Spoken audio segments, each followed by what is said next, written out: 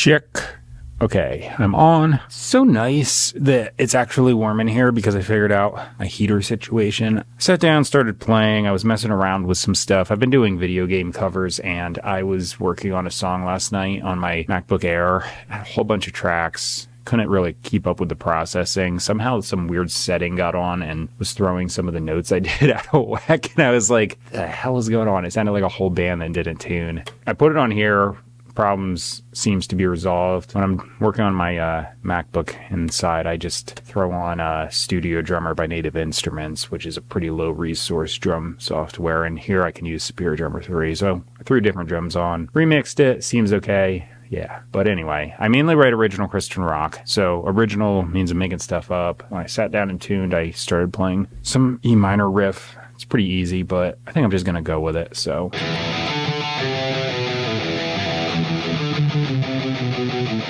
I'm going to set a tempo. You'll hear drums. I use a drum loop for a metronome.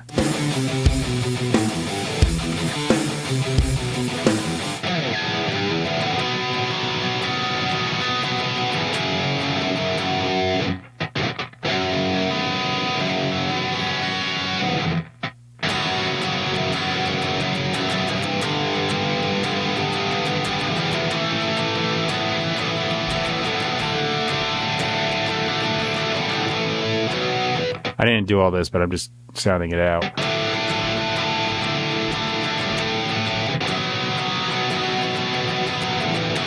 All right, so I'm doing a C natural there, and then I'm doing a C sharp when I get to the chorus, so apparently I have a key change.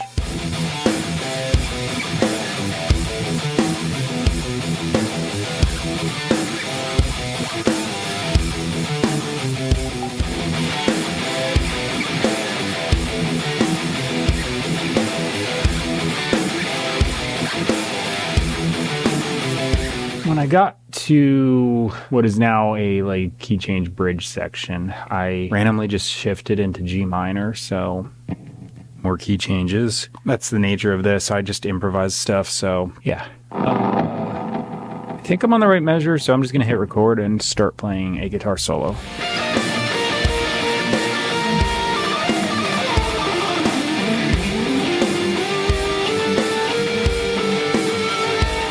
Okay, I grabbed my bass, I ditched my hoodie because it was getting warm. I'm gonna play... what do I want to do in the verse?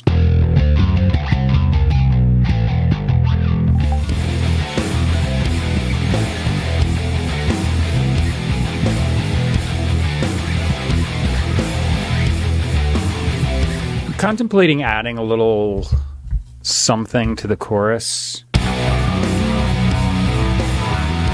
I might just track this, why not?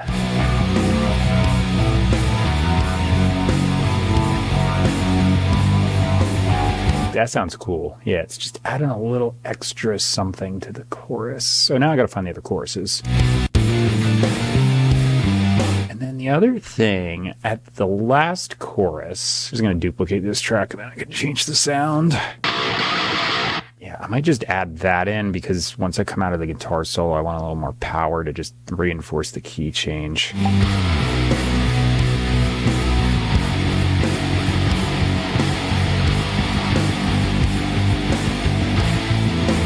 It's clearly too loud in the mix, so I always like to turn my volumes down in the plugins and then I can just fine tune it with the level slider here because, or fader or whatever the hell it's called. I don't know, but I just do that because I like to see actual, readings here on my, I'm blanking on the name of everything. I don't know. I just like to turn it down the plugin rather than on the meters.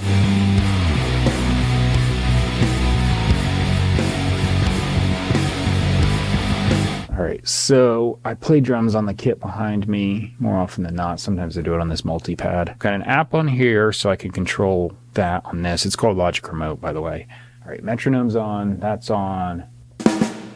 Kicking on the samples. I will be over at the drum kit tracking drums.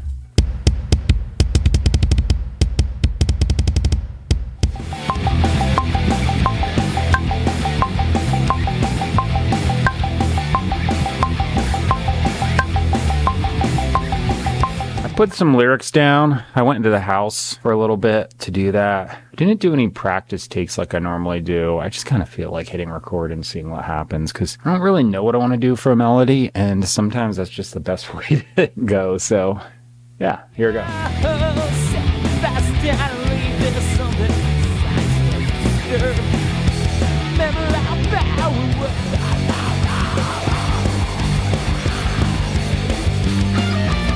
I stopped midpoint in the guitar solo because I realized I didn't remember the first chorus when I got there because I was improvising. So I just listened to the first one and then sang similar in the last one and then just did random stuff because it's a repeat chorus. I think I might do a harmony on this one, just kind of like to build it.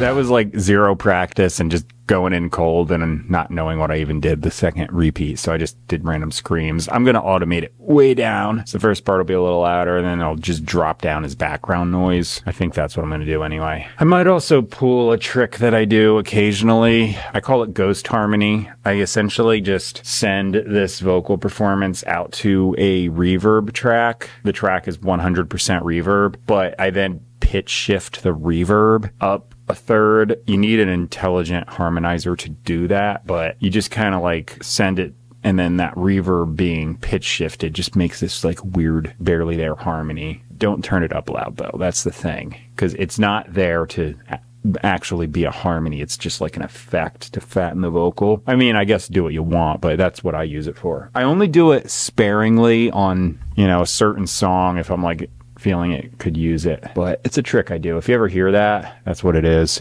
Yeah, I think this came out good. It's a little bit random, but I went in improvising, and I do that occasionally on songs, so what the heck. The first chorus and the last chorus, at least the first part of the last chorus, ooh, I keep burping today. They start out pretty similar. The second chorus is like a random thing, but whatever. Let me get these off.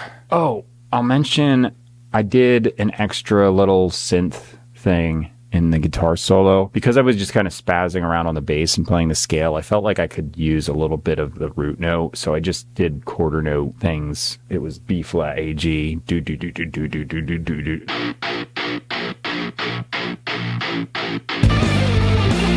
I did that just to kind of reinforce the root note. I just felt like the bass wasn't pulling it off, but I still wanted to have that like flying around all over the place on the bass things. I used to use synths, like just built-in Logic synths, but I since got Shreddage 3 Hydra, which is like a guitar thing, and I will use that sometimes to just fatten up sounds. A long time ago, before I used to do recording myself, I was in a band and we went to a studio, and I remember we threw a couple like arpeggiators and various things underneath, and it was barely perceptible, but just made the mix sound so much fatter. So I occasionally will do that. Not always. Sometimes I just want two guitars, a bass, and drums, and that's it. But occasionally, like here, the key change, this just helps make your brain jump into the other key because so much is happening. I don't have words to describe it, so I'm just making noises. Gonna just get to this. The lyrics are going to be in the bottom of the description box. The middle of my description box has a big paragraph of places I'm available online, so if you see a service you use in that list, go to that service, type my name in their search bar, type Aaron Hallett, the same as the YouTube channel, and you should find me. For instance, if you use Spotify, go to Spotify, type my name in their search bar, you'll find me. The top thing I have in my description box is Bible teaching. I said right in the beginning it's Christian rock. I put that there because it's really objective teaching that's super on point. A lot of other teaching I see, and I say a lot, but it's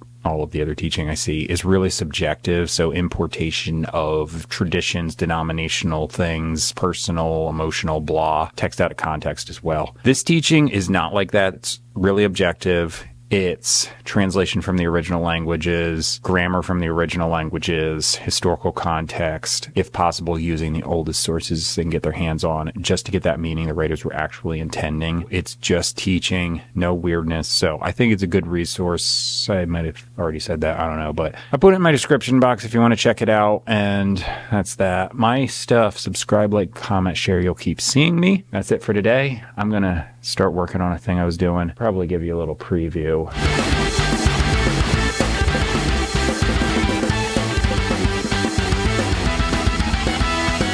It's just another video game cover I'm working on. That's the one I was saying I had weird stuff where the guitar was a little out of tune or something. I think my MacBook was just not handling stuff. So when I throw in a lot of plugins, it's just like, uh-oh. because it's a MacBook Air. It only has so much, it can work with. I'll see you later. Thanks for watching.